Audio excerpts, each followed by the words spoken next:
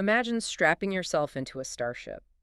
It's powered by a fuel that's 10 billion times more powerful than chemical rockets.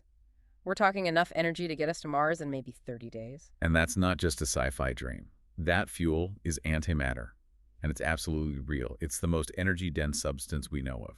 But that right there is the foundational paradox, isn't it? The mystery that we're digging into today.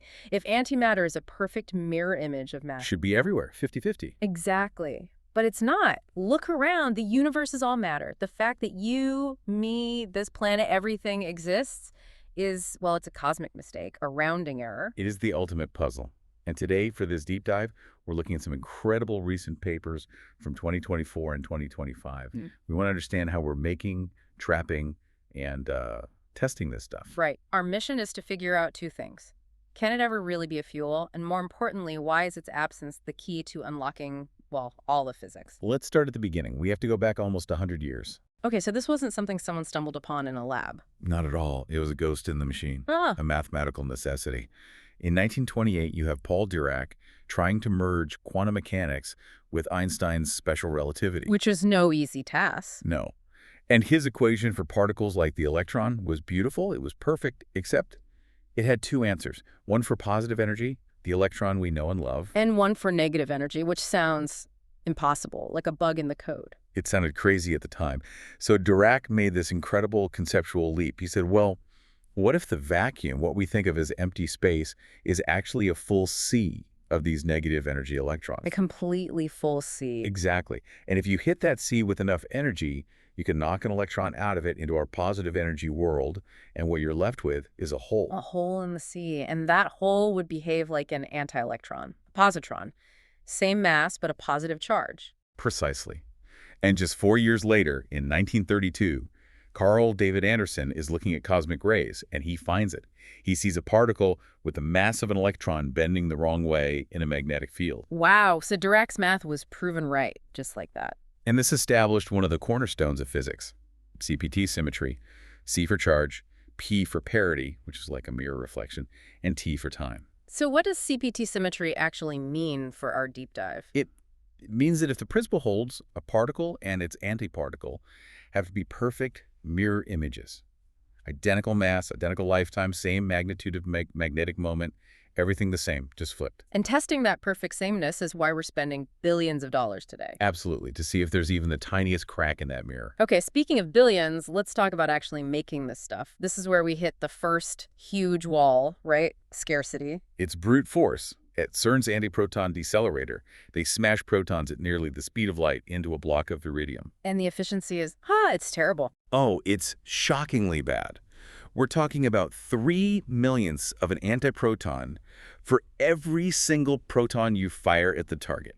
Let's put that in perspective. To make 1 gram of antiprotons at that rate would take About 100 billion years of nonstop work at CERN. 100 billion years. So forget a gram. What about a commercial quantity, say 20 grams a year? You're looking at a cost of around $670 million per year, per facility.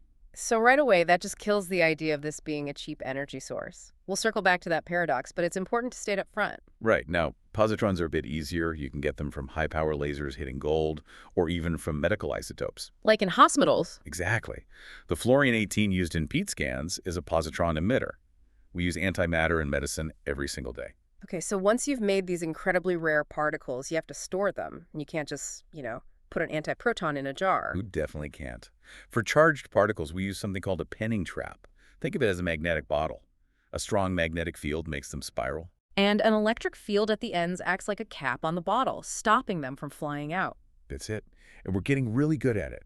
The base collaboration at CERN can hold on to antiprotons for over 100 hours. But the real challenge comes when you make a neutral anti-atom, like antihydrogen, an antiproton with a positron. Because it's neutral, it just ignores the electric fields. It doesn't see the cap on the bottle. So how on earth do you trap it? You have to use its tiny magnetic moment. This requires a magnetic gradient trap, like they use at the ALPHA experiment. But the problem is the trap is incredibly shallow. We're talking about a depth of only 54 millikelvin. 54 thousandths of a degree above absolute zero. That is unbelievably cold and shallow. Why is that such a problem? Because if that antihydrogen atom has any leftover energy, if it's moving just a tiny bit too fast, it'll just roll right out of that shallow magnetic valley, hit the wall, and poof, annihilation. So you have to get them incredibly, incredibly cold for them to stay put. And that's where these recent breakthroughs in 2024 and 2025 are just so exciting. They're all about cooling. Okay, what did they do? Well, the base collaboration figured out a way to cool their antiprotons down from a 15-hour process to just 8 minutes. 15 hours to 8 minutes, that's a 100-fold improvement. It completely changes what's possible. It means so much more time for actual experiments. Yeah, and then there's the ALPHA collaboration. They used a technique called sympathetic cooling. Yeah, this is brilliant. They put super cold beryllium ions, that's normal matter, into their positron trap. These cold ions act like tiny refrigerators. They bump into the warmer positrons and suck the heat right out of them. So the matter cools the antimatter without them ever touching and annihilating. Exactly. And it worked. They got the positron temperature down to just 10 Kelvin, which boosted the number of antihydrogen atoms they could make by 8 times. That is just phenomenal engineering. But all this work, all this cooling, it's all to answer these two huge questions. First, does antimatter fall up or down? Right. Does it have anti-gravity? For decades, that was a real open question. It had never been tested. If it fell up, Einstein's theory of general relativity would be in serious trouble. It sounds like something straight out of Star Trek. So how did they test it? The LFHE experiment at CERN is basically a vertical trap. They let the antihydrogen atoms go and watch to see if they came out the top or the bottom. And the result? From Nature in 2023. It was definitive. They fell down. They accelerated towards the Earth at 9.8 meters per second squared, just like a regular apple. Anti-gravity is ruled out. And when you say definitive, in physics, that means something very specific. 5 sigma significance. It does. 5 sigma means the odds of this result being just a random fluke are about 1 in 3.5 million. It's the gold standard. We're certain gravity doesn't care if you're matter or antimatter. Okay, so gravity treats them the same. That brings us to the second, much more subtle test. Checking for perfect symmetry with spectroscopy. If CPT symmetry is perfect, then the energy levels, the spectral lines, of an antihydrogen atom have to be identical to a hydrogen atom. It's like comparing their atomic fingerprints. And LPHA has been doing this for years. For years. And in 2018, they measured one of these transitions to a precision of 2 parts per trillion. And they found no difference at all. Perfect agreement. So if it's so perfect, why do we keep looking? I mean, are physicists just fundamentally skeptical people? Well, yes, but we're more like auditors. If the standard model has a hidden flaw, a tiny crack in its foundation, it's going to show up in these ultra-high precision measurements. And a new result in Nature in 2025 pushed this even further. It really did. They found a way to measure multiple components at once, which cut the time needed for the experiment by a factor of 70. And why is that speed so important? Because one of the components they can now measure is 20,000 times more sensitive to a potential CPT violation. So we can put even tighter limits on it. So far, the mirror is still perfect. The symmetry holds. So the lab says they're perfectly symmetrical, which just makes the cosmic question even bigger. Why are we here? Where did the other half go? This is it. The baryon asymmetry problem. The Big Bang should have made equal amounts. They should have all annihilated, leaving a universe of just light. But for every billion antiparticles, there was 1,000,000,001 particles of matter. And that one is everything. Everything we see. And in 1967, Andrei Sakharov laid out the 3 conditions needed to create that imbalance. One of them is something called CP violation, a tiny asymmetry in how particles and antiparticles decay. And we've been hunting for evidence of that asymmetry? Desperately. And there have been breakthroughs. In 2025, the LHCb collaboration announced the first ever observation of CP violation in the decay of baryons, the actual building blocks of matter, a 5.2 sigma discovery. That sounds like the smoking gun. You found the asymmetry in the right kind of particle. Case closed. I wish. Yeah. Unfortunately, no. The amount of asymmetry we found, even with these amazing discoveries, can only account for maybe 100 millionth of what we need to explain the universe. So our best theory of physics, the standard model, can't explain why we exist. Not even close. It forces us to say there must be physics beyond the standard model, something new we haven't discovered yet. It's incredibly humbling. And in the meantime, we're seeing other weird things, like with the alpha magnetic spectrometer on the space station. Yes, AMS-02.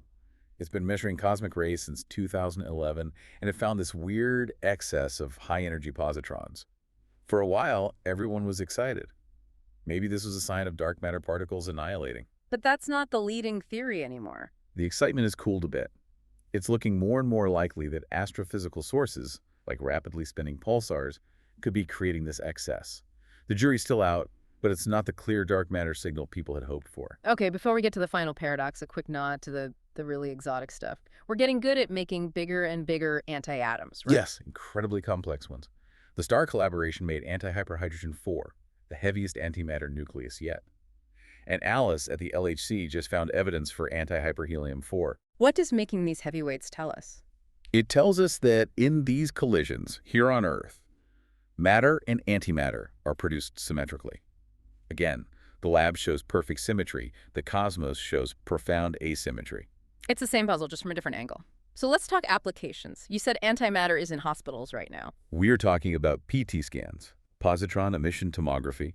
You're injected with a tracer, like fluorine-18, that emits positrons. And that positron travels a tiny distance, hits an electron in your body, and boom. Annihilation. They turn into two gamma rays that fly out in opposite directions. The PD scanner detects those rays and can pinpoint exactly where the annihilation happened. It gives doctors a map of metabolic activity. Which is incredible for finding things like tumors. Essential for it. And looking forward, there's a concept for cancer therapy using antiprotons. How would that work? Well, an antiproton delivers its energy much more precisely than an X-ray, and right at the end of its path, it annihilates, releasing a burst of extra energy right inside the tumor. The ACE experiment at CERN showed it could be 4 times more effective at cell damage than standard proton therapy. That sounds like a wonder weapon against cancer. What's the catch? It's always the catch. The production rate.